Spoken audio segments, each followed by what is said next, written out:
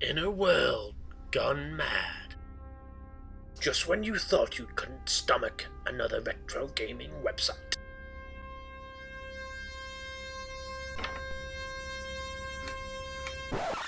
Holy sh! It's a wild Snorlax! Hi, welcome to While Snorlax Appears. I'm Andy, I'm Neil. and today we're going to discuss our top 10 favourite games that we have played on a PC. I didn't want to say top 10 PC games because I don't want to mislead you, because that's not what this is about. This is about us enjoying games on the PC. Yep. No, spot on, because when I did my top 10 for the Amiga, there was only maybe a few years that you could choose between. But with PC, you're on about like 30 years plus. So I didn't want my list to just be full of like Valve games. So sod that. This is our top 10 PC games. Okay, indeed. so okay, Andrew, Neil, you can go first. Number 10. Right, I've got As the oldest, Neil, you can go first. Why, thank you very much. Well, number 10 is quite easy for me. It's Championship Manager 2. This is where it all started for me with my love of football management sims. This is 1995. I think this is the oldest one on this list. No, it's not. It's not. No, it's not. But when my parents bought, well, my family a PC, the first game I kind of bought for it was Championship Manager 2. Now, it had no pictures. It was pretty much all text-based, but it was absolutely fantastic because it all had like real-life names, and I think it had Clive Tilsley doing the like commentary, which is a famous British commentator. Yeah. Oh wow, yeah. And for me, it was a game, and this list is predominantly a list of the amount of hours that I have put into PC gaming. So Championship Manager 2 for me, because this was the first game that I really played multiplayer. Sat at home with my mate playing it. I was Aberdeen and he was Rangers because he cheats. And I nearly won the league, nearly. But anyway, so Championship Manager 2, it wasn't a thrill. It wasn't an amazing for like graphics, but it was an awesome game for me. So that is definitely number 10 on my list. I tried to get Andy to play a Football Manager. Was it a Championship Manager still? You didn't. Sorry, I want you to rephrase that. You didn't try to get me to play it. You made me play it. And I used to live in the countryside, just a very old house, single pane windows and everything like that. And I used to have to sit in a quilt and play this, and I'd have to beg Neil to finish because I was so cold. Yeah. I just wanted to go to sleep. Neil the Championship Manager series really moved on to the Football Manager series, and that's where it is now with like Sega. Yes. Did that coincide with Sega's takeover, or was that just I think that team moved over to like Sega to actually do it, yeah. And then they tried, I think Eidos or whoever bought over Eidos at the time tried to carry it on, but it was poop. Yes, no, I have to, even though it was a Football Manager game, I think we played, or maybe it wasn't. Andy relegated Arsenal. He managed to do it, and that is a claim to fame for. It is. I offered a 38-year-old Tony Adams a £40,000 a week contract to stay with me, because the problem with me is that when I do something like this or anything like that, I actually get attached very easily to things. So I don't like it when my players want to leave, so I offer them ridiculous amounts of money. And my take on it is I sell all my team and buy in 16-year-olds. Yes. Because why don't you? Because Neil's basically just like, I'm like Alex Ferguson. I'm gonna rule this club with an iron fist, and I'm like, talk to me, Tony. Talk to me. Tell me what you need. What didn't you annoy him when it was mad? I annoyed him by giving him money. What a prick. And then he left when we got relegated. You left as well. But I didn't last long once I was relegated because I was fired. But Championship Manager 2 was where it all started for me, so that definitely deserves to be number 10 on my list. Okay, so Andy, go for it. Number 10. Wow, number 10 on my list. This is a recent game, and I've actually found this quite difficult because I've been majorly a console player. Yeah. So I play a lot more on consoles than I used to do on PC. I mean, I didn't get my first PC till college. Mm-hmm. So that was 1997. Yeah. So I didn't have a PC at that point. Yeah. And I mean, my only personal computer up to that point had been the Amiga. Yep. Let's face it. So you don't need anything else. No, indeed. So my number 10 is a very recent game. I don't believe it's come out for any other systems either, so this might be actually a PC game. Nice. Neil's probably going to chat at me for this, but it's called Broforce. All right. Okay. Nice. Yeah. No, I absolutely adore this game. It's because it's very retro. Yes, it is, to a degree. Yes, yep. But it uses the power of the PC to boost everything up to like the 11 on the dial. Yep. It's awesome with the references back to like characters from my childhood, and like Rambro. It's like Rip I've forgotten them all now. Yeah, yeah. Stuff like that. Stuff like and stuff like that. Like Bro Guyver, I think's in there. Yes, that's right. And then there's like Rip Bro or Ellen Rip Bro or something like that. So lots of characters from my childhood and stuff like that. But it is such a fun game, and in 4-player, it is one of the funniest experiences you'll probably have. Funny and absolutely insane because. Insane! Yeah, completely insane. You can actually sabotage yourself to the point where you can't actually complete the level because you've destroyed everything. Yeah, 50%. 50% of the time, I never knew how I died, especially in 4-player mode. I was like, yeah. Yeah, indeed. But honestly, it's one of the most fun things, especially if you turn it into kind of a race where you're trying to make it to the end and leave all your mates behind by jumping onto the helicopter. Yeah. But it is honestly one of my favourite games on the PC. And this is what's hard about this list because there's so many PC games, and I mean we're like talking about decades here. And for me, I never really played Half-Life 2, so that's not on my list. And yet everybody would probably say Half-Life 2 number 1, surely. I'm like, no, because I hadn't played it, so I can't. So yes, but Broforce is an inspired choice actually because it is a hell of a lot of fun. Yep. It is indeed. Right. Okay. Good choice. I like that. Okay, number 9. Number 9. Okay, number 9 I have gone for, and I suspect it's going to show up on Andy's list at some point, but I have gone for World of Warcraft at number 9. Back in 2005, when we picked this up, even though it was a few months earlier, we loved it. This was a game that brought 4 people, even 5 people together, and we loved it. We didn't have a clue what we were doing, but to be honest with you, that's what made it better. Now these days everyone's like using all the terms and stuff, but no, screw it. I wear cloth on my chamois, like shaman, because it looks cool. I could wear leather, but who needed it? Could wear mail as well, Neil. Yeah, after 40. Hang on, let's not get into it. But yes, but I was level 10 at the time, doesn't matter. But World of Warcraft brought together a group of people and made it a PC experience. This whole MMORPG thing really kicked in at this point, didn't it? I mean, there was a few before that, but this one. Oh yeah, so some very big ones like EverQuest and stuff like that, and let's be honest, WoW wouldn't exist without those games because a lot of the people who worked on WoW played like the early ones. Yes. So. But I think WoW made it accessible for so many other people to like come in and like. Oh yeah, and, definitely, give it a go. definitely, yeah. And definitely the like first iteration of it. I mean, there were like millions of people on it. And it was great because it brought together people that have never really played this kind of game before, and it was just a laugh. It was like a truly laugh. Ironically, it's how I met Adam. There you go. And who doesn't want to ever meet somebody called Adam? Yeah, indeed. And the first time I met him in person, we just thought like we were being friends for ages. It was good. It's a bit like Ready Player One, but you know, in like WoW. Okay, so but without the cool VR bit. Right. Number 9 then for you then, Andy. Okay, so this was a bit of a hard choice, and I'm probably going to get shouted at here, but I'm probably going to put a game called Star Trek Voyager Elite Force in my number 9. Okay. So this is an FPS game based on the Quake 3 Arena engine.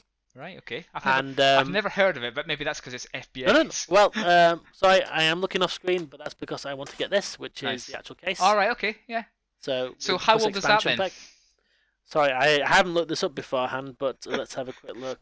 This Research. Is from I know, 2000, 2000. Right, okay.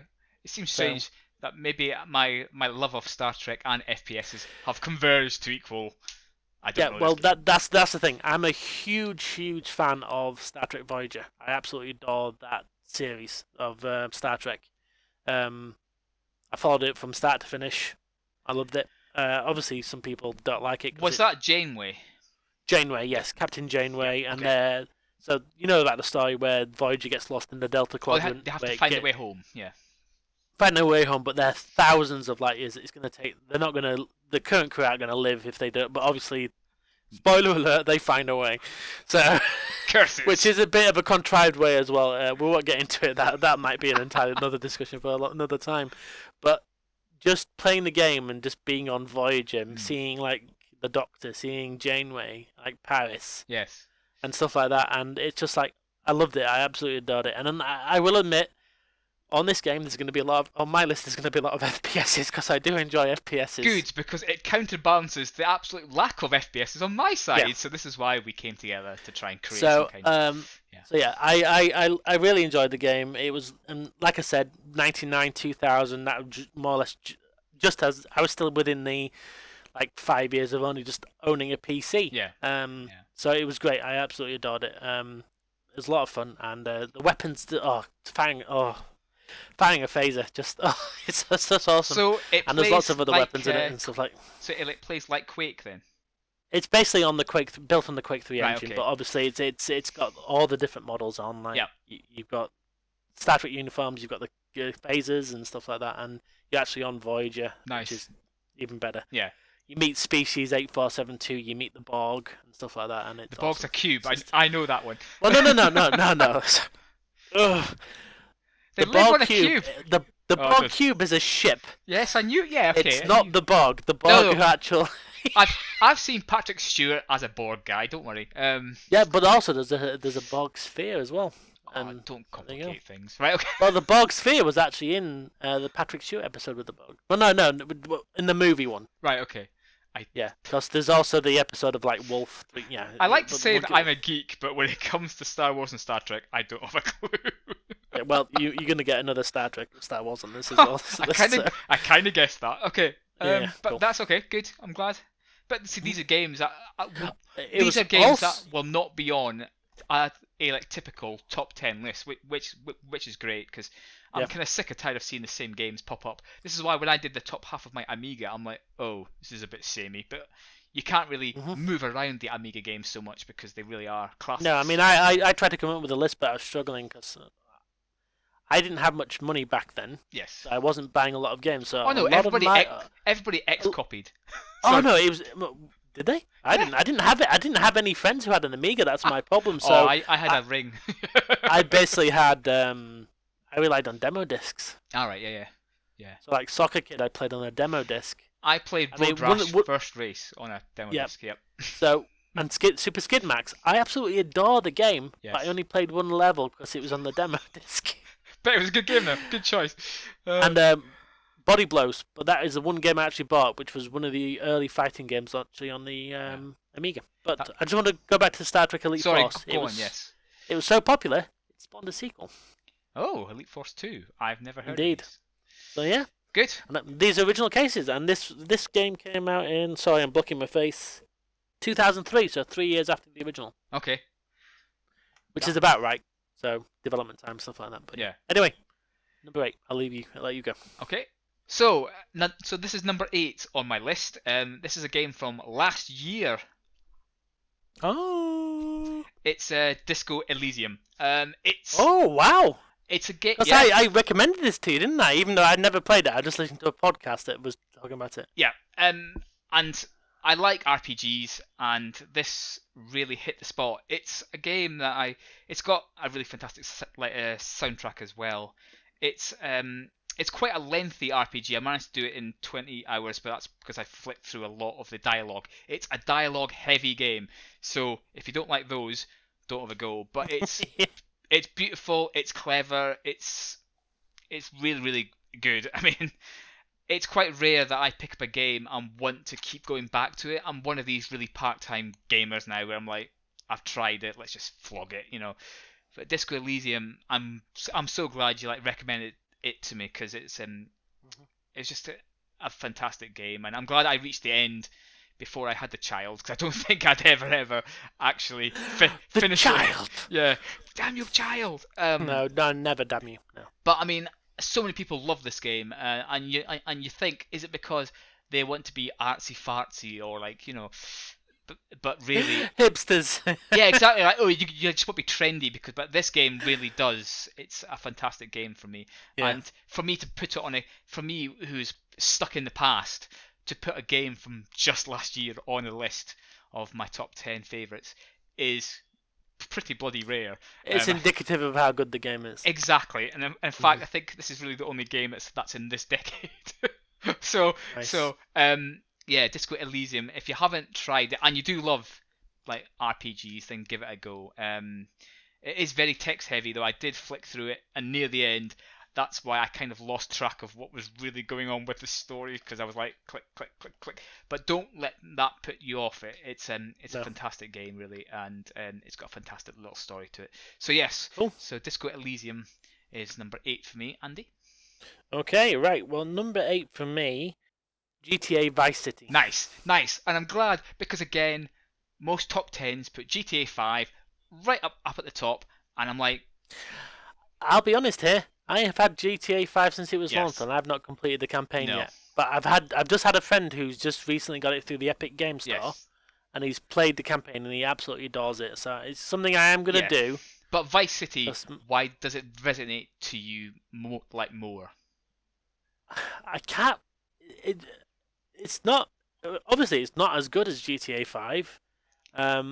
And it's the second of the 3D ones, so I got the first GTA 3D one, GT Grand, and that was good. Yeah. But I never even finished that one. No. But with this one, there was something about this one. I don't know if it was the music, because I adore the music because it's 80s, and I love the 80s music. It's like just on that, when you pop on the like scooter or is it moped for the first time, and Michael Jackson's kicking in the background, you're like, or Phil Collins, stuff like that. Yeah, you're thinking, this is fantastic. So so for me, everything just worked about that game. It was the setting, Miami, stuff like that. It was awesome. I played the crap out of it. I completed it. And I used to, even after I completed it, I would just log on and drive all around my businesses and collect the money and just enjoy driving around. Yep. My nephew is actually playing it now. Oh, nice. Yeah, we had to download a controller mod for a controller fix for it. Yeah. So it works with the new controllers. But I'm trying to play it now when I'm allowed to go around to his. Yeah. And it is absolutely rock hard. Especially that level it really is. with the helicopters dropping down. Was it the wee sticks of dynamite or bombs? You know, when you're in the flats, or the skyscraper. When you're as the RC helicopter. Yes. Well, my one claim to fame was I was really good at that level when I originally had it. Now I'm shit. I'm really shit. I mean, I was having trouble. There was a mission so far along where Lance gets kidnapped. Yes, that's right. Yeah. Vance. And you have to go rescue him. And that took me so long to do. Well, my nephew said, "Look, you try and do it." I'm doing it. I'm like, "Oh my god, I couldn't do it." And I eventually did it, but I just had to just go nuts. But yeah, some of the GTA games are quite cool because they allowed you to put MP3s into certain folders and play them over the radio. Custom radio, I never did that with Vice City at all. I was just happy. You didn't need with the to. soundtrack. Absolutely no. It's one of my great regrets. One of my great regrets is I didn't buy the soundtrack when it was available. Yeah. I would have loved that. Vinyl. On vinyl, because I'm hipster. Calm down, Neil. On calm vinyl. Down. But yeah, that's my number 8, Vice City. It's a good choice. This is a tough decision. Yeah. Basically, there's maybe 2 games that could have taken my spot 8, and it might even be different. But I'm going to put it. Yeah, no, it's a good choice because it's a game that everybody bought for everything. PC, PlayStation 2. I remember the guy at buying it on the PlayStation 2 and loving it. One thing is I hated about the console ones. I don't know if you could do, but you couldn't take the After Effect. You know, the motion blur off. Oh right, yeah. And that was the first thing I did on the PC, and it made it so much better. But the motion blur, I played it at a friend's house on the PS2, I think it was, and I was like, "This is awful." Yeah, compared to the PC port, Yeah, it was just obviously a lot better graphics and stuff like that, but still. No, good choice. So my number I'm glad 8. that I'm glad that GTA made it, but I'm also kind of glad that 5 doesn't. If I'm honest, I have played San Andreas. I fell out of love with San Andreas, and I don't know why. I think it was just the eating and the working out and stuff like that. As well, I think. Yeah, it just felt a bit weird. My brother played San Andreas, but he thought it was a driving simulator, so he just kept driving around everywhere. And the first GTA 3D one, it was good. Yes. It was a nice change. It was a technical tour de force. When I first But it played the didn't- third one, I was expecting it to be like a, because I didn't see any of the graphics before I bought it, Yeah, and you were expecting I top was down. expecting top down, a bit like the second one, and as soon as I logged in, I went, "This is wow." I mean, it was a complete game changer. But yeah, Oh yeah. I think Vice City did push it on a little bit higher, and so it's a good choice. Yeah, absolutely. Right. Yeah, definitely. Yeah. Right, number 7 then. I've gone for, and I think I have to go for a Civilization game somewhere. So my quandary was Civ 3, 4, or 5, and I've gone for Civ 4. Okay, you've gone for the middle. I've gone for the one that I think they changed a couple of things, like the micromanagement of like the units was less, so you didn't have to worry about 100% what you were doing, because again, only 70% of the time I knew what I was doing on like Civ.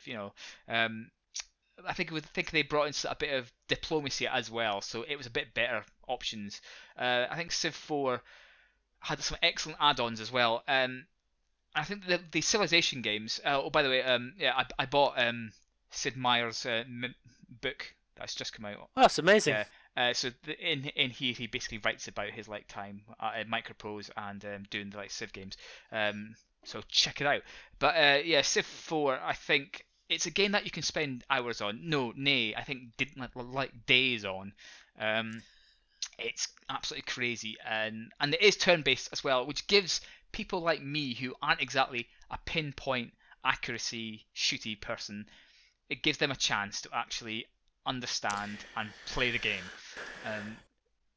To me, Civ feels nearly like a digital board game to a degree. Yes, oh, absolutely it is. I think it is one of these ones where you could put your little tank on the like city and roll the dice to like blow it up. I think there's an element of like dice rolling in the game as well, I think, but obviously you don't see it. There's dice rolls everywhere. There's dice rolls everywhere, in like Minesweeper there's a dice roll. No, it's not.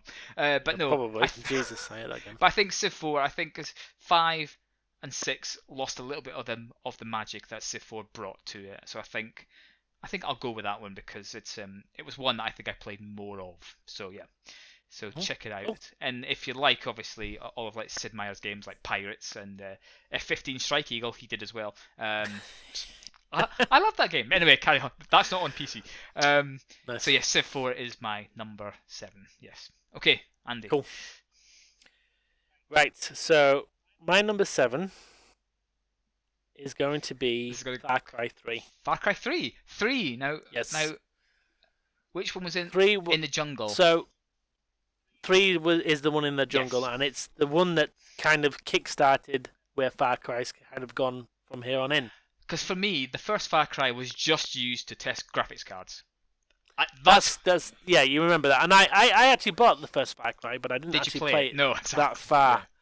Yeah. I never got into the second one. No, which was one where you had to run halfway across a map or something, wasn't it? It was I can't remember, something like that. Yeah. But for me, it was Far Cry 3. I'd read some reviews and stuff like that, and I played it, and I instantly fell in love with it. There's something. It just made sense. It was great. The story was great. Yeah. The fact that it had an absolutely amazing villain. There's a scene in that which is now, I think, is called the Definition of Madness scene. Nice. Or Definition of Insanity scene. One of the two. I think it's Definition of Insanity because and it's such a great scene, and it really sticks in your head. And just the moments where you get enough of the tattoos on your body, which gives you more traits and stuff like that and abilities. Ah, nice. Okay, yeah. That you just burst into like a Super Saiyan. A camp. Basically, you burst into a camp. You take everything out without firing a weapon. Yeah. They don't get the alarm off, and you just feel like a god.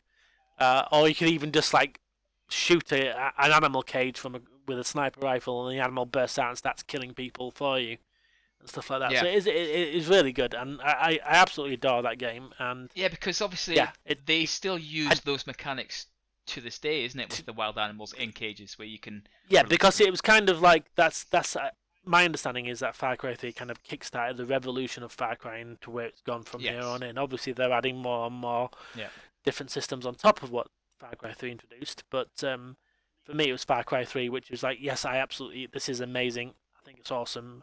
I played the crap out of it. Even when I'd done it all, I used to come back and just like run around the place and take out random mobs and stuff like that. And it also added the progression for your equipment was through hunting animals and skinning them, and taking the skins and creating things like that. And some of the encounters with your first encounters with the animals will always stick with you. I mean, I remember going to Aladdin, a snake being there, and I just burnt the entire forest down. And then there was when I went to the side of the river to get some herbs and stuff like that, crocodile burst out, and I hadn't jumped like that in a long time. I actually played it I got it on the Xbox 360 from my nephew because I thought, yeah, you'll like this. And he wouldn't play it because of the alligators, which was amazing. It's like those kind of moments that make games like that and go, well, actually, this is why this is in my top 10. Yeah, and the story, I really like the story because you were kind of, obviously, I don't know if you know the story. No. You're on a boat and you get to this island and you get taken by these guys and your brother's the army guy, and you're not the army guy, and he gets killed, but you make it out and stuff like that, and it's really good. It really, I love Far Cry 3. I think it'll always stay with me. Nice. I haven't fallen in love with a Far Cry since then, unfortunately. Yeah. Because there was Far Cry Primal, Far Cry 4, Far Cry Primal, Far Cry 5, which we have played together. Yes, we played a bit. We do need to finish at some point. Yeah, we got. I think we got 1/3 of the way through, didn't we? Yeah. Yeah, we got one of the bosses down. So yeah, well, bosses. So yeah, so the Far Cry 3 goes there for me. Nice, good choice.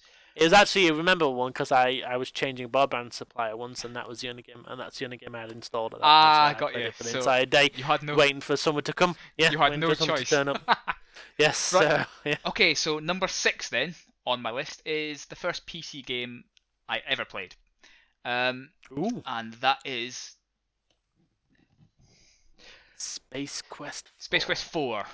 It's a Roger Wilco and the Time Rippers. Yeah, I think it probably is the best Space Quest game. Obviously, they did 6, and the first one being like a text-based, walk here. I think it was anyway. But this one, I didn't. Unfortunately, I played it back in '91 when it came out, so I didn't get the fortitude, is it, to play the one with the commentary on it. The actual audio. Well, who would when you're that young? So unfortunately we had to read everything because it wasn't actually written out for you, audio for you. But it's a fantastic game. I mean, Sierra did loads of the quests. They did Police Quest and King's Quest, but Space Quest for me is the better series. It scared me. It scared me half to death. There's a half-dead zombie type thing that walks around a certain level, and you can't run into him or look at him. And okay. If you do, it's a very scary scene because it actually cuts to him actually looking at you, and it's extremely scary for an 11-year-old. It's even more scary than a 40-year-old man, But it's a really good, fantastic game, and I think this is why all these adventure games. This is why I love them, because I played all the Monkey Islands and I played the Space Quests. I didn't so much play any of the King's Quest. I tried to play the police quests, but they were really confusing. Maybe that's just me, but it did kind of bring me in to want to play more of these graphical adventure games. And for me, I've got a soft spot for Space Quest 4 because it was the first PC game I ever played. So that was back in '91. So that is now my number 6. Yeah. Cool. So Andy. Excellent. Right. What's your well, number 6? This is a difficult choice because I might upset a lot of people with this. Yes, because it's going to be Half-Life 2 at number 6. Well, that's fine because I'm glad that you actually played it enough. I mean, I did. Yeah. I played it. I played it all the way through. Yeah. It's Half-Life 2. I'm not really sure what you can say. The only thing is, I got it free because I got a graphics card, and I think it was an X850 XT at the time. Crikey, you got a good memory. Yeah, well, it's because I paid £300 for it, so that's why it still hurts to this day. Although, even though that's cheap. Well, exactly. That was the high price for a graphics card back in the day, obviously. Yeah. But yeah, so I got a free voucher for this to download on some obscure way or something, and I tried to play it, and I loved the way how the physics worked in it. Like you could. Oh yeah, you could it's pick up fantastic. objects The gravity gun. Yeah, that's the it. gravity gun is amazing. So don't get me wrong. I'm not saying that it's complete tosh. I just never played it enough for me to put it on my top 10. But yeah, I've actually played through a large. Well, I've completed it maybe once, Yep. but I've played through a large part of it multiple times. Obviously, everyone remembers Welcome to Ravenholm, and that is one of the scariest levels. On subsequent playthroughs, I always got to that bit. I'm like, oh, I hate this level because it's so freaking scary. But in a 'cause way, it's all the head you love crabs. it though. You have no guns. You've just got the gravity gun. So you're using basically buzzsaws and the gravity gun to fight your way through. Nice, yeah. And you get to a certain point and it's all over. But that sticks with you all the way through. And it's just fantastic. I absolutely adore it. My only question is then, the 5 that you've chosen ahead of this, why did you only choose this at number 6? Because a lot of sites, official sites, will say this is the number 1 PC game of all time. Well,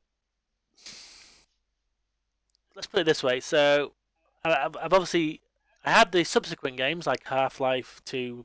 What it's called now? Is it Lost? Chapter 2, or is that what? I don't know. Chapter 1, and I've got the 2 subsequent parts of that. Yes. I've got that, and I've never played them through to the end. Yeah.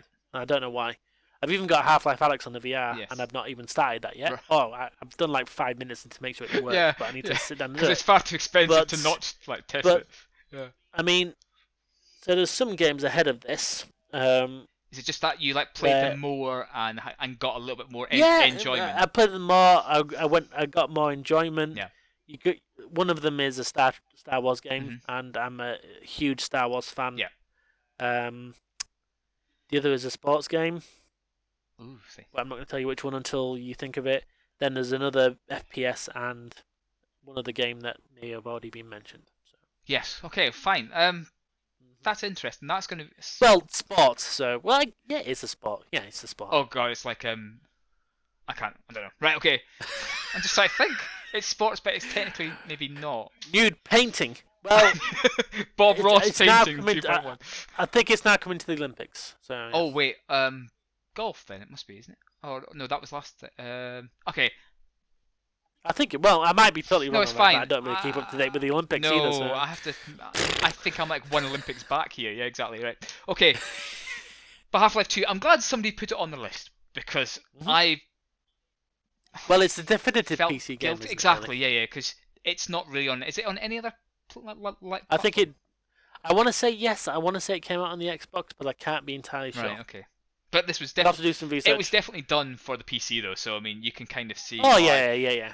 If you're doing a top, because I mean so far I think quite a few of ours might have popped on other different. Although yeah, okay. Yeah, well, while we were at college, I mean, Yeah. there was FPS wise, there was probably I mean there's Quake, Unreal. a couple. There was Quake, there was Doom Yeah. that transferred over to consoles. There was, what's the other one I'm thinking of? I mean, Exhumed on the Saturn. which ones did I avoid like the plague? Duke Nukem. Duke Nukem. Yeah, stuff like that. Serious So Sam, but I lots- don't know if yeah, that was on yeah. yeah. All. Okay. Anyway, all, yeah. all annoying. Anyway, okay. Number 5. Then. I still have an FPS as well, by the way. Still. to That's come. fine. No. So- I kind of good. It's good because if you merge these together, then you kind of get like a bit of a more of a nice average post. Yeah. And I guess Half-Life 2 is an FPS as well. So, yeah. Again, I think that's why I was like, I don't want to play this game, even though it's probably Yeah. of our time one of the best games. It's like, Yeah, indeed. Okay, number 5. 1999. It was a tough one. I could have gone for 2000, but I went for SimCity 3000. Now, SimCity, as a young lad in the northeast of Scotland, although by this time I'd moved actually to England, but SimCity 3000 was a really nice game. You could sit down and again you could play it for hours. And I think this might be the key to my list here. It's a game that had like a bit of length to it. SimCity 3000 brought all that SimCity 2000 had and added a little bit extra on top, a little bit extra sugar. And for me it was a classic city building game, and Yeah. I really did love it. Going back to when I played the first one on the Commodore 64, and to get a big skyscraper, you got a big grey block, and if you had a small house, you had a small grey block. The graphics in SimCity 3000 were, worlds apart. Exactly. Mind So blowing. Yeah. I just remember playing SimCity 3000, and I think even my dad loves SimCity 3000. And Which is shocking. exactly, because what game does he Yeah. actually like? None. So SimCity None. 3000, if he actually wants to still play that game, it's a minor miracle. And I think Yeah, for a lot of people, and I think a lot of middle-aged people as well, SimCity series was a hook to them. They really did love it. And for me, I mean, I was 19 when this game came out. I think SimCity 2000 came out a couple of years previous. And I think these games are absolutely fantastic. And so I chose SimCity 3000 because, again, Yeah. it was the one that I played in this top 10 list. I played it probably about the fifth amount of time. So I would say if you haven't played SimCity 3000, you can get a DRM version. Oh, you haven't? Well, No. I mean, it is one of these games that if you want action, maybe don't bother. It's not the game for you. No, Yeah. but if you want a little bit of thought, because obviously you couldn't put the industrial zones next to the residential areas because people kicked off. Eventually, if you put the tax down low enough, they'd move in. But obviously pollution, you don't want to put your like city dump next to the like houses again, because all the smell of the like rubbish and like garbage would like stroll over and annoy your citizens, as well as you had the shops, the commercial zones. You had to put them quite close to the shops, otherwise you got huge traffic jams, especially if you didn't do like a highway and you did like a little one lane going all the way through, or like one road going all the way through your main city. Like that high street was like this big, and you saw all the disruption and like traffic jams. It was great. And then you had all the disasters like fire, hurricanes. I think he even had aliens at one point, UFOs, and was Godzilla one? Or was it Godzilla? Was it Monster? Oh, Godzilla! Yeah. I thought you said Godzilla. Godzilla. No, I think it was Monster anyway. So yeah. Yeah, Monster. Yeah. So you probably couldn't license Godzilla. So yeah, I mean, obviously, this is the precursor to all the is it Cityscapes it's called these days, or it's City something like that. But this is before EA completely, closed down Maxis. Thanks, guys. This was a really excellent game for me. So that's my number 5. Andy. This is difficult now, and people are going to really rage at me for putting Half-Life yes, so but low. they raged at when me they for realised putting super skid marks in my top 5. Yeah. So top 10. Yeah. I'm going to go with my next game as being Star Wars. I think it's Star Wars Jedi Knight 2 Jedi Outcast. Yes, which has the best name in the world. No, guys. Yes. It's like the Xbox. It's quite difficult. You fall over yourself, don't you? Yeah. Jedi Knight 2 Jedi Outcast. I mean, it's like Xbox X Series 1. I mean, calm down, guys. Just call it something else, like Xbox Spud. Yeah. But yeah, okay, go So for it. this obviously wasn't the first start Jedi one, because there was one before it, Jedi 8. I think obviously Jedi Knight 1. Yeah. But I never played that one because, like I say, when did this come out? I mean, it must have been 98. 2002. This one, but the one early was a lot earlier. Yeah. So obviously it's the spin-off of Dark Forces, which was the first game, which didn't include you as a Jedi, but you were playing as Kal Katarn. Yeah.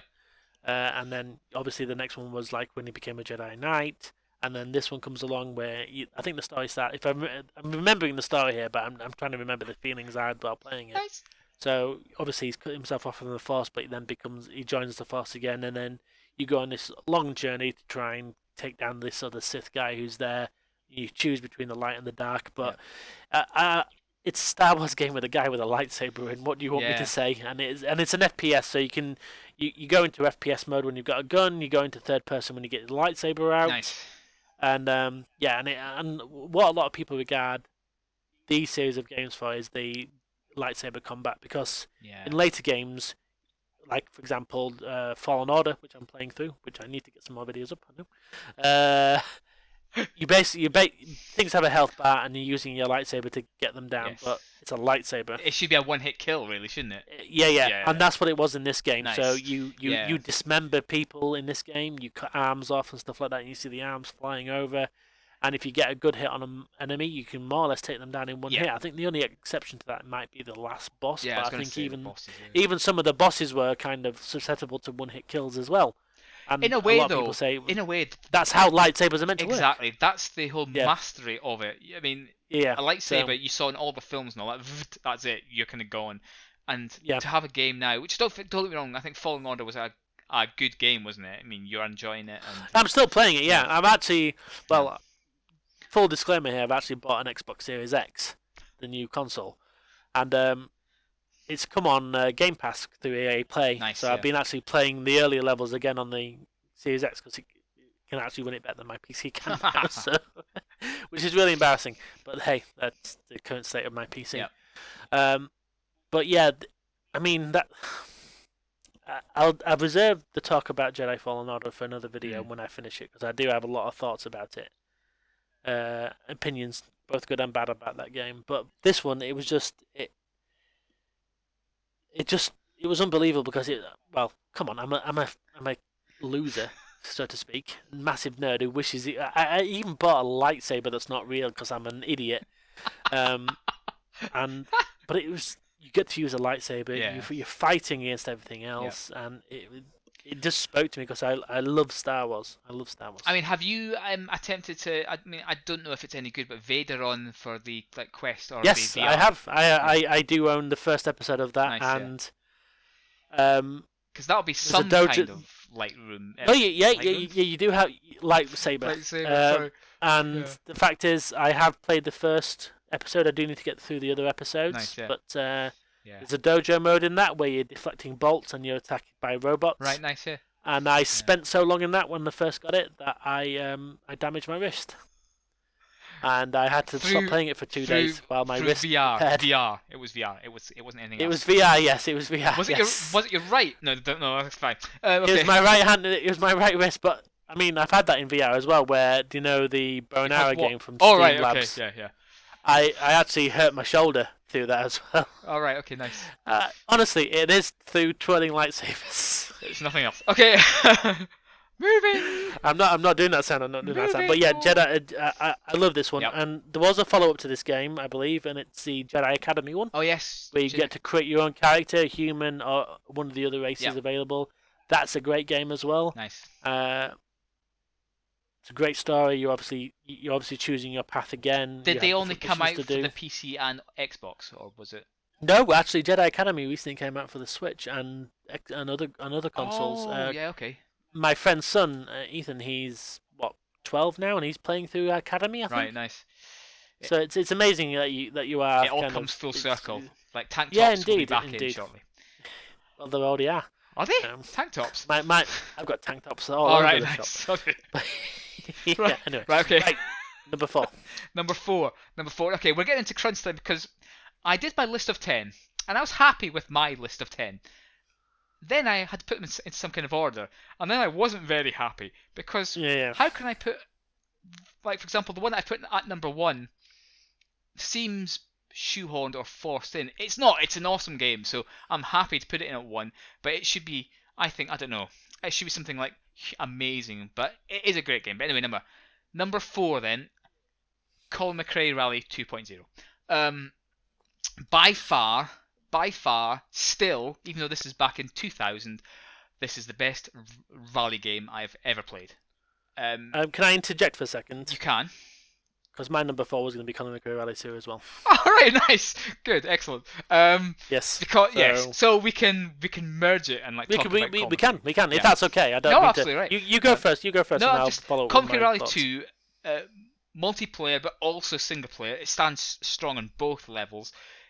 Mm-hmm. It felt right, like we did when we did the Finland levels, and we were talking about how taking a corner right felt so good, and you knew you had done it right because you had done the right speed, you had broke at the right time, you swerved in perfectly, and everything just felt right about it. And you knew that it was your fault if you collided with a tree, fence, gate, post. And the jumps in Australia and the different surfaces apart from the concrete, I hate those levels.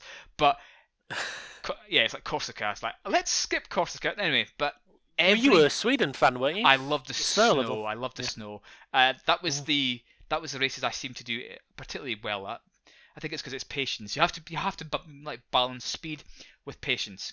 And this game, for me, was absolutely fantastic, wasn't it? We played it like Yeah. 4-player. This was one of our main LAN parties. Yes. I mean, the reason it's not probably high up on my list is I used to have a slight meltdown. I used to be a bit of an unhinged kid, and I wasn't very good at this game. I couldn't work out what best setups to do. I would always get beaten by Neil and our friend Matthew Benson. Matt. He was my rival. He was. Yeah, I wasn't, but I mean, we'll get to Rally Masters at some point. We really won't. I really won't. And, yeah, we used to play this game, even though we used to play Colin McRae Rally 2 all the time, and I loved it. Yeah, I'm not going to say I didn't. Yep. But I lost every time. Yep.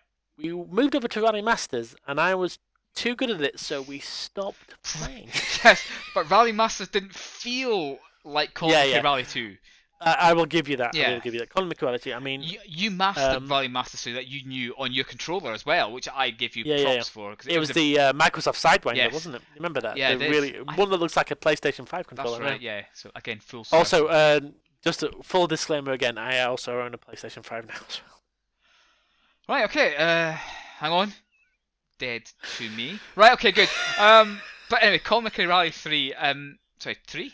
That was good as well, but the cameras were... No, it wasn't. I didn't like it because I think I had Colin McRae Rally 3 on the Xbox. I think it was the cameras as well that they I just rammed into everything. I just didn't like it. Was that the one where it went to the focus? Yes, that was, yeah.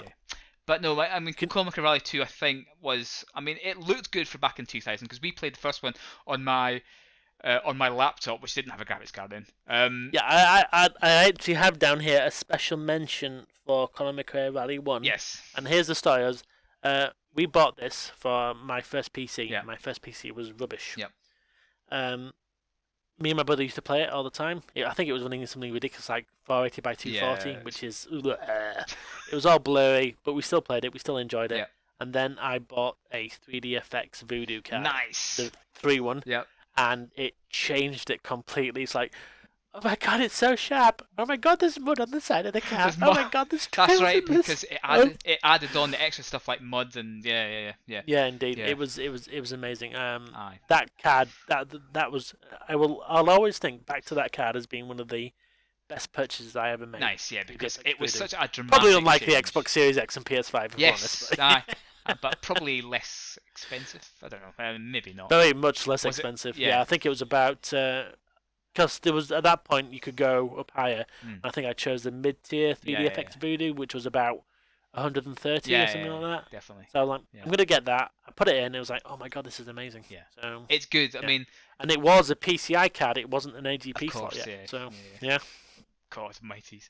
But yeah. So, yeah. No, going back there out with Jesus. So I mean, to this day, this is why I kind of said to like Andy, should we do our Complicated Rally 2 stage level, because we have done one, but I need to do more. So I'm just to let everyone know, I'm the bottleneck, even though Neil has a child. I just like this is my hobby. Sorry guys. Yeah. So but no, Colin McRae 2. Yeah. I mean, to be fair, it is still the best rally game around. I mean, obviously I haven't played them all, but I tried the like latest is it Rally Dirt Rally? Dirt Rally. And I couldn't stay on the effing road. Can I ask you a question? Yeah. Did you play in third person so you could see the car? Yeah. That is I found I couldn't stay on the road until I went into first person. But I'm a third person and it's weird. sucker. Yeah, no, I am, and I hate first person car views. Yeah. But as soon as I put it in first person, it was just a mini. Right. But I felt I'm actually doing these corners pretty good. I'm actually playing pretty well. I was gonna try and do a VR dirt rally because I think that's yeah, we both could, to be honest with you. So. Fine, okay. Well, we'll do that. Oh, I think that'll be fun. Okay, so that's 4 then, isn't it? Because we both chose the same game at 4. Yeah, and I mean the thing about Colin McRae Rally 2 as well is when you're playing it in multiplayer, you see each other. Yes, ghost car. Yeah. You ghost cars, so you're driving through each other. Yeah. But you see each other, and that adds so much more because it's like you push they're each other just on. ahead. Yes, they're just ahead. Yeah. And oh my god, they're just behind me. I need to focus on this next corner. It's the sense and it's of, just that any corner could be the end of it. Yes, and you push so hard to catch the guy in front that you push too hard, and you end up in the ditch over. And you're like, yeah, exactly. I could have just held on and hoped for a one lucky corner, but no, indeed, exactly. It was still to this day, it's one of the best vehicle games. What was your go-to car? I always went for the. You went for the Pug, did you? I went for the Peugeot I 206. think Yeah. I went for the Focus. 'Cause I think the Focus was an option in 2, wasn't it? I think it was. Yeah. Yeah, Yeah. I It always was went. Subaru, Mitsubishi, Yeah. Focus, Peugeot, and I think I that was always it. went And then for there the was Ford the Focus. Yeah. mystery cars, were there, like the Ford Mac 2 Escort. It was other the one ones that, like that. was it Alistair went in as well, his brother. Yeah. But no, Well, definitely. his dad as well. That's The one right. his dad drove yeah, as yeah. well. Yeah. I mean, I went in the Ford. I think Matt went in the Subaru. I think you went in the. Yeah. Yeah. So- The only reason I did was that my brother had a Had- 206. But no, that's. But But the again- 206 was killing it at that point, if I remember. Yeah. Was it? I want to say Sebastian Grosjean, but I think he might be actually an F1 driver. Is it? He hasn't. Doesn't he have a game out as well, Sebastian? No, I don't think so. Somebody. Oh, Loeb. Loeb. No, he was later, He was wasn't he? later, Yeah. He was actually a colleague of McRae during the Citroen days, I think. Anyway, Demar. Yeah. Screw yeah. it. Right. Okay. Good. Yeah. Number 4. We're then. not good at knowledge, as you can see. Yeah. Yeah. Yeah, I can't remember what Carlos he was called, Sainz. but he, I don't know. Right. Okay. Well, Carlos Sainz was a massive rival. Yeah. Yeah. So, yeah. Okay. Number 3 then. We're going for number 3. It starts getting tricky now. I'm going to put this here. I think people are going to rage about my top 3. Oh but no, anyway. people are going to. I put Black and White at number 3. Lionheart Ooh, Studios, 2001. I'm going to say I didn't put Black and White in my top 10. No, it's fine. Mhm. We were all at uni. I had my Woolworths discount card, which gave me either 10% off at the time, or it might have even been 20%. I don't know. But I bought about 7 copies. I'm surprised I didn't get dragged into a room and said, "Why do you want 7 copies of the same game?" So You're fired. yeah. Well, there's a story about PlayStation 2s and offering it to somebody, and they bought a dozen PlayStation 2s with it, and that's why I would have got fired if I hadn't left. But never mind, let's not go there. So yeah, so I said in my Amiga top 10 video that Peter Molyneux's greatest achievement was Syndicate. It's possibly Black and White. They're both fantastic games. Fable, you can F off. Black and White for me was something a bit different, and I think that's what he goes for, doesn't he? I mean, Mr. Molyneux, he goes for something. Yeah, I enjoyed the game. Yes. But I never got off the first level because my creature was like, am I going to get the influence? To be fair, I got to level 4, and I'm not sure if it was a fault in the game that they patched a bit later, or I was just poop. But the back Bad then, God, would it have been a patch? Mind you, it would have been, wouldn't it? I think it was barely, yeah. Yeah. But I think there's 1.3 out, which, by the way, I can't install Black and White on a PC anymore. This is why Good Old Games, it's their highest demand for a game to be DRM'd back into the circulation again, Black and White. But in order to play Black and White, I had to install it onto a Mac Mini. Now, this is the only reason why I have this is for Black and White. And so Just write Black and White on it. Oh. I should paint it black and white. and it also keeps the door open. But for me, Black and White is a god sim, obviously, because it's Peter Molyneux, definitely. Populous and everything else he's done, even Fable. But you had your creature and you could train him. If you wanted to be a good god, aka Andy, you tried to teach your god to pick up like grain from the fields, like wheat, and drop it into your like base or your little area, and that helped you. If you were by slapping him about. Yes, you could train him, say good guy, by like going rubbing him. That sounds wrong. If he did something bad, you slapped him. Yes. Or something like that. If you want to be a bad god, which let's face it, 90% of the population would be, you got him Except to me. You got him to eat the villagers, and poop on them as well. So that's what I did in my Black and White. He also helped me because if you're a good god, your like cursor was nice and like a nice hand, wasn't it? And if and if you're a bad god, it was all like a mangled claw. A mangled claw. But Black and White for me, you could either go through the light side or the dark side.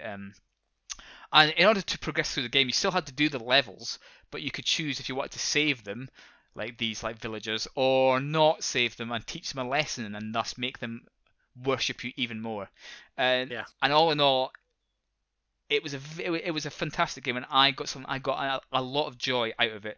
They did bring out a second go, and it wasn't as good. They changed. No, definitely not. They changed stuff around that they didn't need to. They just needed to do extra levels, and I would have been like chuffed a bit. Yeah, indeed. So I mean, they let themselves down a little bit there, and then obviously, like rumor was that they were so close to doing a Dreamcast version of Black and White. Imagine that, Andy. That would. I imagine we'd have been able to play it still. Exactly, exactly. But unfortunately, the Dreamcast died before. If you only held on for one more year, Dreamcast. But yeah, so Black and White. What would you need to run it now? Would it be Windows XP? Yeah, possibly. Yeah, Windows XP might still be able to run it. So I do have. Excuse me. Sorry, I'm jumping in here. No, that's fine. I do have this little ViewSonic little game. This is going to be my. In fact, it has Windows. It has Windows 7 on it, but I might just. I might try and put like XP Pro on it, so I might be able to actually play my older games on this little beast. Because it's a fantastic idea to have a second machine to play all these old games, like because sometimes like DOSBox and all that. But so for me, Black and White is at number 3. It seems high. But actually, if I think about it, no, I love Black and White. So I'm going to put it at number 3, I think. Yeah, definitely. Cause okay, cool. One hell of a game. I think that's good. Yeah. I mean, my God would cast spells. Yes. He'd make it rain on things. Yeah. He would help people. Yeah. He would take his poop and put it onto fields so it fertilized them. Exactly, yeah. Rather than just. But I never got to the first level because I couldn't include.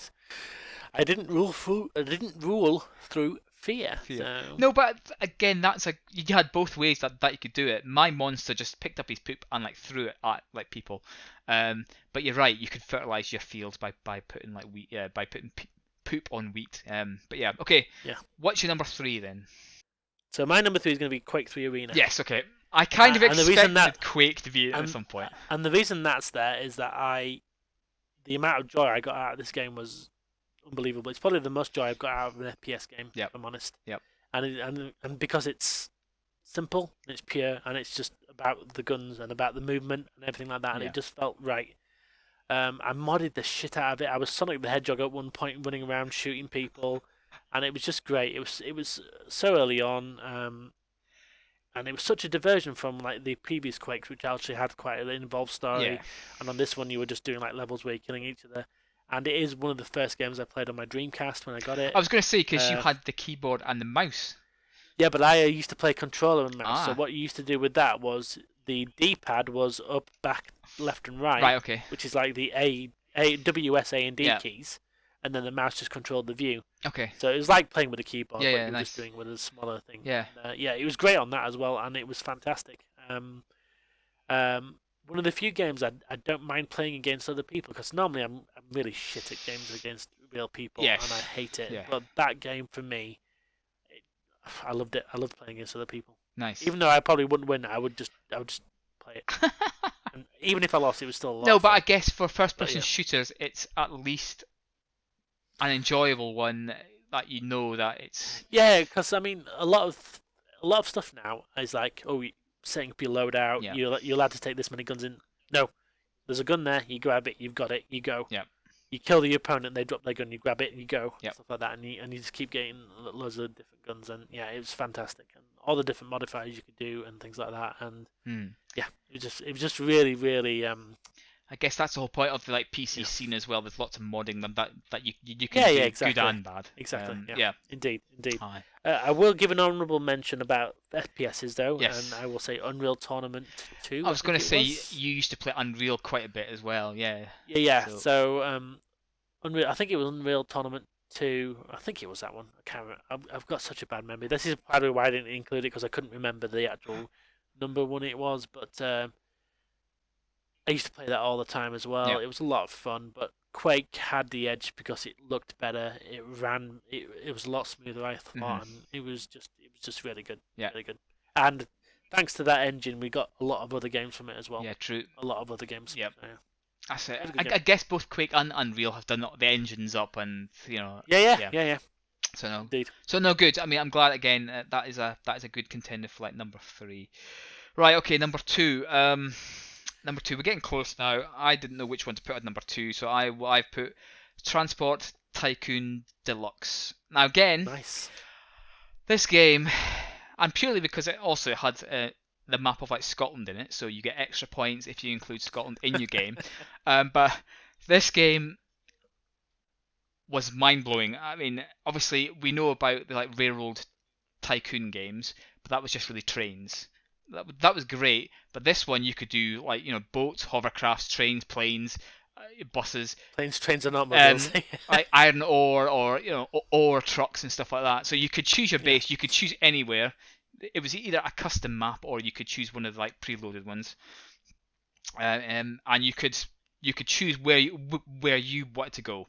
So you want to go Right. if you want to do Aberdeen down to Glasgow, and you want to do a road all the way down and put like buses going all the way back and forth, you could do that. Yeah. If you want to do a stupidly insane like train line that was completely straight, like I used to do, and I bankrupt the company until I planted the last bit of like chain and to actually complete my trip. It was fantastic, really. And Because you had to flatten the ground, didn't you?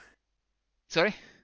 Did you have to flatten the ground? Yes. The trains. Yeah. Yes, Oh I no, remember it, you yeah. didn't have to, but then you'd have to work away. The computer players did this, and their trains took like years to get anywhere. Yeah. But yeah, for us, you had to basically either use tunnels, which were extremely expensive, bridges. If there were huge bridges, you bankrupted yourself. Yeah. Sometimes we accidentally clicked and you actually did a bridge. You didn't want a bridge, but you paid like thousands of pounds for it. You're like, oh, okay. But I mean, you could choose what kind of speed of light train you got, depending on obviously which like year you were in. It was, I mean, based on how like big the like cities were and your location of like said like stations, that depending on how many people that you could pick up or like were like waiting for your plane. Yeah. And I spent days on this game, and I mean days. I mean, I started on Monday and probably didn't finish till Wednesday. And I mean, this is why it spawned such a love. It's actually got the open TTD game now, where you can still go We've on actually played that, haven't we? multiplayer, online, everything like that. And Yeah. it's because of this. It's love for this game. It's such an amazing game, actually. I mean. It's rare now that I can sit down and like play a game for like longer than maybe a couple of hours. But I could play this game for like days. And I think if you haven't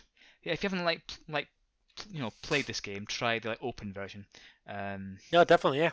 Because Because we played it. I mean, Yeah. it's not the kind of game I traditionally go for. yes, no, exactly. Because I've got the attention span of a monkey. Yeah. Well, probably less than that. But yeah, I found it fun in places where my trains would be like a roller coaster. Yeah. Like, whew, then chuk, chuk, chuk, chuk, chuk, whew, That's chuk, right. chuk, chuk, chuk, chuk, and it was terrible. But yeah, I can see honestly a lot of different games appeal to people, and Yeah. Yeah. I did like if you're a massive closet train nerd, I guess you're gonna love it. I did like a hovercraft system where I just had like loads of hovercrafts going wee all the way around. But that's it. It was great that it like started you off with the old basic trains, and then and then there's like small buses. But then as you progress through the like years, more and more vehicles got made open for you, made available for you, and then at one point you could get a Concorde, and you could basically Nice. I think it was 100 people only or something, so it wasn't good for doing multiple No, loads. definitely not. But the quicker that you got your freight, passengers or other, to the other location, and it was distance, it like worked on like distance as well. So if you traveled this length and you did it mega quick, you got loads of money. So it was a good little system.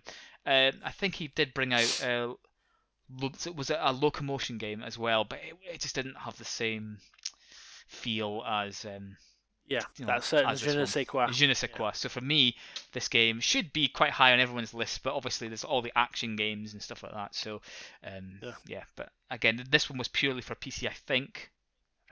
Famous last words. But yeah, so that's my number 2. Okay, Andy, what's your number 2? There's a sports game, random sports game, and I think I know what number 1 is. So this has to be the random sports game. Random sports game for me is going to be Tony Hawk's Pro Skater 2. Okay. So Now, skateboarding's coming to the Olympics. All right, okay, yeah. I think so. I'm sure I've read that somewhere, no, but maybe I'm mistaken. But obviously there's the X Games and stuff like that, which are yeah. viewed by millions, so stuff like that. But I understand this game has come out on every probably it's Dreamcast, PlayStation. It's probably more well known for being on the PlayStation, but for me, I experienced this first on the actual PC. Yep. And I fell in love with it, and I went mental over it. I went nuts over it to the point where any Tony Hawk's game that comes out, I normally buy. Yes. I mean, I bought Tony Hawk's Pro Skater 5, I think, for the PS4, and it's garbage. Which is the one where it's only got the tutorial on the disc because they run out of time, so they had to release it. I think it could be that one. Yeah, one where you just have to download, which is a shame. Looking forwards, because we're not going to be able to preserve these games. They ran out of time for their license, so they had to ship it, but they only had the training level, I think, on the disc. Yeah, so it's insane. Yes. So Tony Hawk's Pro Skater 1, I think it was PC again, but I really fell in love with 2. Yep.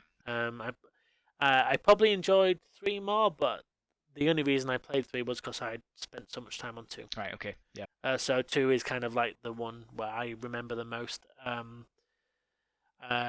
I remember, I think I was playing against. I used to show Matt and you guys what I was doing, and you didn't understand how I was getting so many high points and stuff like that. And No, I just didn't understand. And it just gelled. And I mean, obviously, the tricks became a lot more complicated once Tony Hawk's Pro Skater 3 came out and added the Reaver in, where you could train half-pipe tricks and stuff like that, and you could keep the tricks going, and points became immeasurable. Nice. But I mean, I recently got the Tony Hawk's Pro Skater 1 and 2 on the. I got that on the Xbox. Yeah, and the beauty of it is you're playing through the game and you're just remembering what you've played. Yeah. You just think, oh, I remember this, and stuff like that. But I think and the fact is the controls are so good on that game. Yep. I'm gonna say, because there was a PC game release which was Tony Hawk's Pro Skater High Def Remix. Yeah. And that's not a good game. It has some of the same levels as the new one, Yes. and you go and play. I actually said, right, I'm going to play that game again and see how it did, because I think I completed that game as well, even though it's terrible. That just shows you how much love you have for like these games. Yeah. I played on it, and I'm like, it just feels awful compared to this one. But the fact is, if you put a controller in someone's hands who's played Tony Hawk's for a length of time, they'll just be able to pick it up and play. Yes. Because it just comes back. It's just like muscle memory. Yeah. And it's just like, I can't explain. I absolutely love it. The only sad thing I think about the current game is the Tony Hawk's Pro Skater 1 and 2 remake, is that they've taken out the ability to take other characters through the entire game again. All right. Okay. So in the old game, you could do. You play through all the levels as one, you get all the stats up to the maximum, you get all the tricks you want on that one. Yeah. You choose a character and you start again. So do you have to like restart your whole game again then? Yeah, you restart your whole game again, so you have to get all the points, you have to get all the tricks again, and you have to do all the levels and all the achievements in the levels. Yeah. And I liked that. I enjoyed doing that because it added lots of replayability. Yeah. I mean, it was you're more or less playing the same model and stuff like that, but it was different skin and stuff like that. But it allowed you just to tailor different characters to different. Ooh, I didn't do this many rail tricks on my main guy, so I'll make this guy more a rail guy, or manual, or grab tricks and stuff like that. So I'm upset that I didn't include that, but it is such a great remaster of the game. Yeah, everyone says that they're enjoying it. Yeah. Oh, it's amazing! It really is. I mean, maybe I should have put that one here, but I'm going back to the original one because that's where my love kind of fully started for this game and stuff like that. And I've even been buying them for the PlayStation 1. I think I got them off you for the Dreamcast as well. I sold you my light Dreamcasty ones. Yep. So I own it on multiple different consoles and games, and it's I'll always consider myself a Tony Hawk's player. And I understand a lot of people say Skate's the better game. Yeah. I have played through Skate 3. It's interesting. I like the way it does, but for me, the adrenaline rush you just get from Tony Hawk's when you just nice. I mean, I'm playing through. I'm doing the warehouse level now, and I was 10,000th in the world. That's quite good. So you do a speed run of all the achievements, and over the course of I don't know, maybe 3 hours, I got down to I think maybe 4,000. Nice. Yeah. By shaving seconds off. Yeah. So I'd done it in 1 minute 35. Check and now out down Andy to 1 minute doing and some 2 speed seconds. running. So I'm down at 1 minute 2 seconds. So I think I can get it under a minute. Nice. But obviously there's a lot more skilled players than me. Yeah. I mean, there's some great videos online of players. So But yeah, it's really Tony Hawk Pro Skater 2. That's my Nice. second one. Okay. Yeah. Right. Okay. So we're down to our last one of our best PC game of all time. Now, okay, I'm going to say it. The Day of the Tentacle is my number one. It's a great choice. I think it's I mean, I love these graphic adventures. Click. Yeah. If it was on the Amiga, it would be instantly up at the top as well. Yeah. But this came out on the PC. Even better, it came out with full audio as well. So that was a huge plus point. And the story, the comedy, the animation, all made this game an amazing point and click game. And I think I would do a disservice to it if I didn't put it, somewhere. And I think I think as I was like putting numbers next to these games, I'm like, well, would I rather play this game than this game? Would I play this game and this game? And I think Day of the Tentacle for me, when I first started to play it, and I didn't get very far at all. It was quite a difficult start to a point and click game. I seem to remember. I could be wrong, but for me, it definitely was. And the more and more I got into it and started to understand it, and when it brought in the whole like time travel aspect, I was like, oh yeah, this is it. This is one of the greatest. This is amazing. Yeah. Indeed. Adventure games of all time. So for me, and the way that you could flick between the three players added an extra quiz element to the whole thing as well. So I think for Lucasfilm games to produce something like that, for me, if somebody asked me what would you play, Day of the Tentacle or Monkey Island 2, it'd be extremely close. But I'd probably say Day of the Tentacle, especially with the audio as well. Indeed. So, I mean, it's one of the few point and click adventures I've actually fully completed. Well, I mean, that must say something. Yeah. I mean, that's something. Cause, Yeah. I've struggled in the past. I mean, I think you shattered at me once for using a guide to help me with Monkey Island. And you're like, you idiot! Why have you done that for? Only in terms of it's such a shame because you can never relive that moment again where you got a bit stuck and then found something out. Yeah. Yeah. I mean, for me, I'm always a little bit self-conscious about my level of intellect when it comes to this stuff like this. I don't think I'm very clever in terms of Well, one of the if you put me in an escape room, I'm dead basically. So. It's like a skeleton against the. What are you taking in with you, Andrew? 3 weeks of food? Well, there's a point hope that someone comes in and gets me out. There's like a puzzle in this game where you had to kind of know like a bit of a life like a moment. Like you never say that you're gonna wash a car because sod's law, it's gonna start raining, and that's what you have to do in the game. You have to wash your carriage to get it to start raining, so that you can move the story on.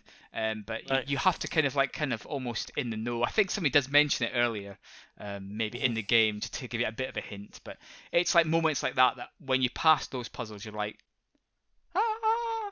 So yeah, exactly. Yeah. So for me, I think. Indeed. For me, it was the tentacle as the flag that really. Yes, when you changed the American flag into a tentacle. Yeah. It was I always remember. Excellent times.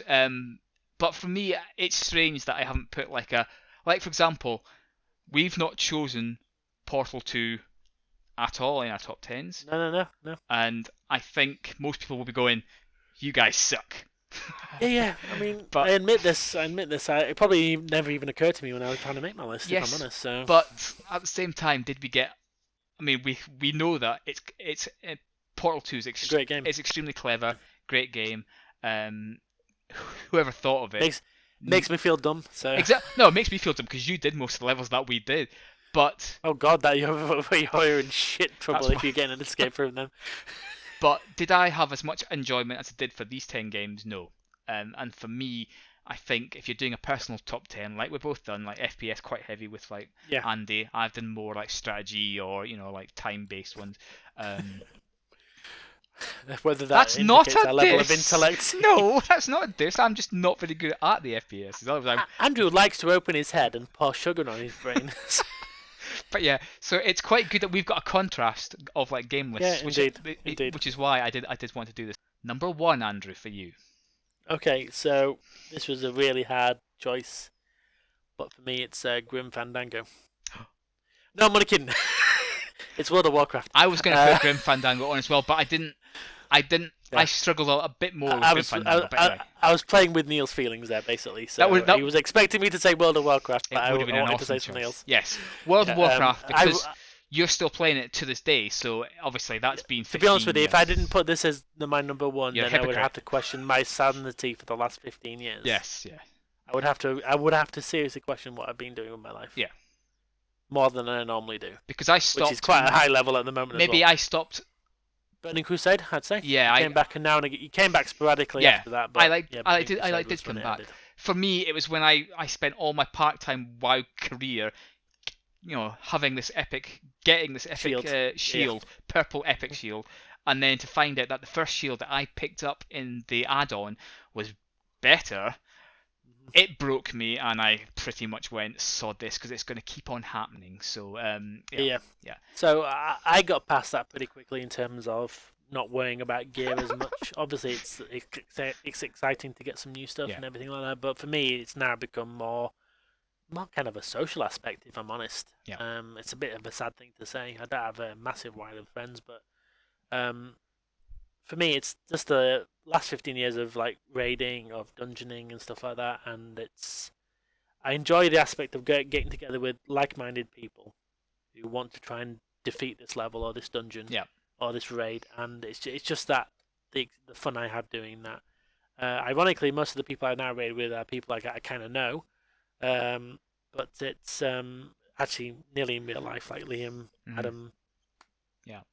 There's still quite a few people that are like, obviously I know the fan base has gone down a wee bit, but there's still quite some hardcore group in it, and there's still some... Oh yeah, definitely, yeah. I mean, for me the thing I enjoy the most at the moment is probably the Mythic Plus content, which would have been ideal for us because it's a 5-man content, and it's just about going into a dungeon and doing it as quick as you can. Because you're right, because it's more difficult, it's a bit like because obviously when I started to try and when I got to level 60, which is the top of the vanilla WoW, and you had to start doing raiding if you wanted to, play the game. Progress any further, exactly. Or PvP, there's like Mortal Core and stuff like that.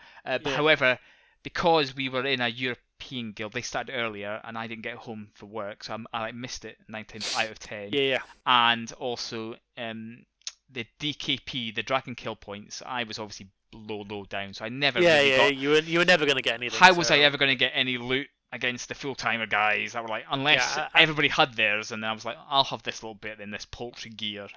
So for me, if there was more 5-man stuff to do, then you're right. I mean, you're obviously repeating what you're doing, but you're getting better gear, and you are pushing yourself because you are inflating the difficulty. It's a bit like a roguelike where you're inflating the difficulty of the thing up to your potential skill level.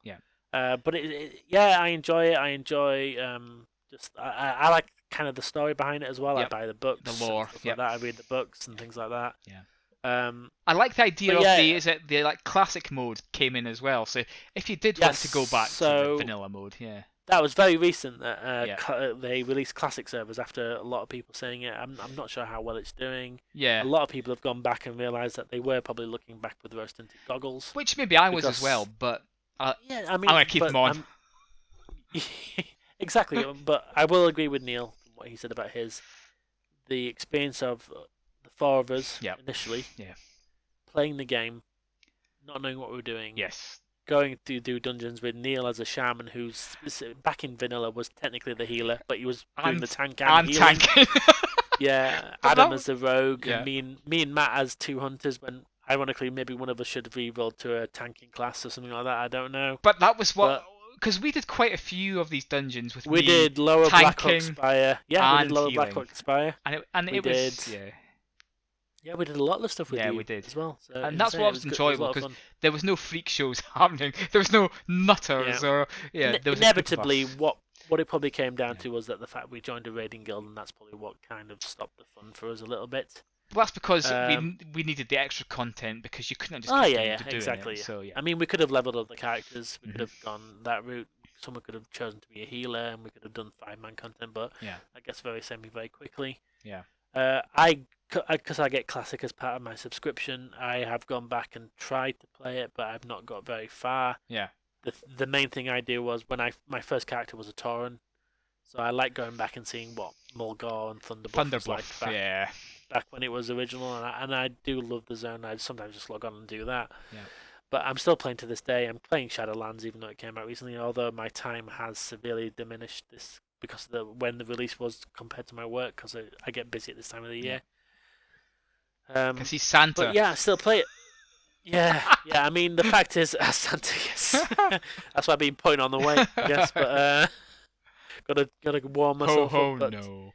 for me not to put this at my number Yes. one, and the fact that I've played this consistently for the last 15 years, it would have been insanity of me to have continued playing it. To be honest with you, and honestly, there has been. I mean, I think it was Cataclysm where I truly lost people to play with. Yeah. So I think Neil had given up at that point, but we were playing with some other friends of ours still. And it got to Cataclysm and no one was continuing, so I was like, right, this is my last hurrah. I'm going to try and join another guild, and if it works, I'll continue playing. If it doesn't, I guess that's me over. Yep. And it works. So it was almost like a sliding doors moment there, where yeah, what would my life have been like if I hadn't? There's another Andrew somewhere who's rich, famous, married, got kids, who's happy, and then there's me. Oh dear. So God, that's oh dear. Really We've opened a can of worms. Sorry, language. Now. That's really depressed me now. No. I might have to take up drinking and smoking. Yes. I don't know. But Unless anyway, you don't drink and smoke, eh? that's a good idea. Yeah, exactly. So, but I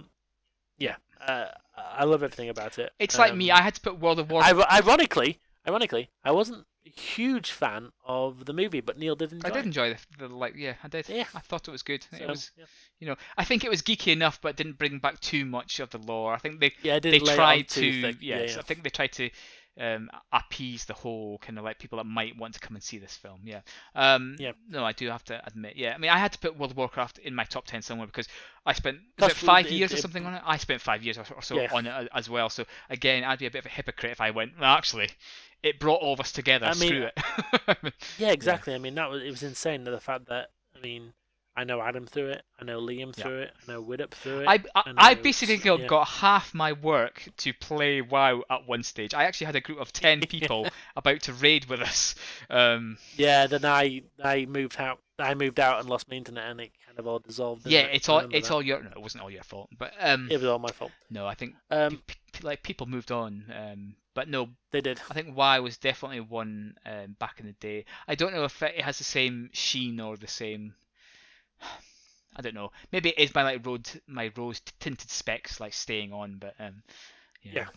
But anyway, I would like to mention one last. All right, thing. okay. A game that should be on this list and isn't because it's not very good. Is this game, which is Aliens Colonial Marines. No, how have you still got it? Throw it away. No, I'm never getting rid of it. But the fact is, I heard about that game back. I've told the story many times. I heard about that story back while we were in college.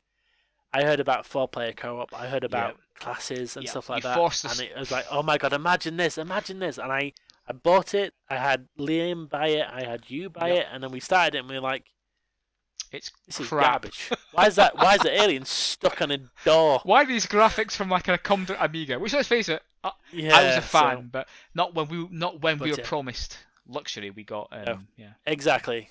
Exactly. I mean, that might have to go on one of our a disappointment video. I know they're pretty crap. I can maybe do a top 10. Hang on. Yeah, top 10 disappointments. Quake. But you will actually realise if you watched the stream a while ago, I actually played through all of Aliens Colonial Marines with a friend of mine, James. Yes. And we did have a lot of fun. Mainly because we were probably laughing at it. Laughing to a degree. But it was because we were playing. Yes, a lot of games are much better than they should be with like somebody else. Definitely. But So that's it. It's probably not the top 10s that anyone would have imagined, but maybe some of our games will appear on your top 10. Maybe they won't. Yeah, but, hey, I hope that's that. Like I do hope that some people at least go. About time somebody mentioned that in one of these top 10s. And I will admit, a lot of my choices probably are informed by the kind of things I do enjoy outside of gaming as well. Star Wars, Star Trek, Star Trek, yeah. Star. Wanting to learn how to skateboard, but realizing I grew up in the middle of the country with nowhere to skateboard, so I couldn't skateboard. You could use sheep to skateboard on. Yeah, I should have done. I just gone on the road that no one went. Yeah. But anyway, so Yeah. I hope that we haven't drolled on for too long. Probably have. But thank you for watching, and Indeed. watch out for the next top 10, which is the top 10 disappointments. Andrew's life. And- Andrew's and- life. Andrew's life. Andrew's life. Andrew's life. Oh, I've run out of fingers. Right. Anyway, Okay. thanks a lot. Thank you for watching. Goodbye.